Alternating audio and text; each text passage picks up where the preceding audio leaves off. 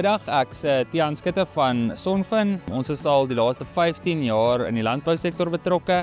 Ons fokus hoofsaaklik op groen energie en spesifiek in die landbousektor, ons boere, hoe ons hulle kan help, kragrekeninge bietjie minder maak, hulle kragbeplanning op die plase bestuur. Huidiglik het ons begin met grid-tie sonstelsels wat ons basies die kragrekeninge goedkoper gemaak het. Ons is huidiglik op 'n punt wat Eskom vir ons met 'n paar nuwe uitdagings geseën het. So dis nou waar ons 'n bietjie meer begin fokus het op die batterystelsels, kraglyne en kragopwekker integrasies.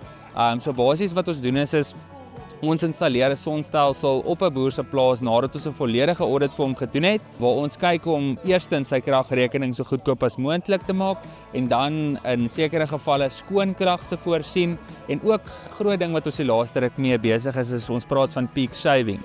So ons installeer 'n batterystelsel wat basies die 2 ure van Eskom se rooi tyd in die oggend deurgaan en dan weer vanmiddag 3 ure se piektyd deurhardloop en dan so basies die kliënt reg deur die dag totaal en al onafhanklik te maak van Eskom en dan nou ook in sekere gevalle waar daar van Eskom se kant af foute deurkom of die netwerke afskop, kan ons basies die kliënt onafhanklik op sy plaas laat aangaan. So by Sonfin doen ons alles in-huis. Ons het ons eie elektriese ingenieure en struktuurspanne wat alles van die begin van die proses af pad saam met die boer stap. So dis die groot ding met 'n sonstelsel projek. Dis nie net 'n installasie en ry nie.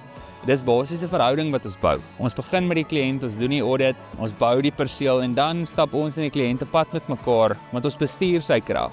Ons word basies in sekere gevalle neem ons eintlik maar die verantwoordelikheid van Eskom oor op ons kliënt se plaas om seker te maak dat produksie kan aangaan.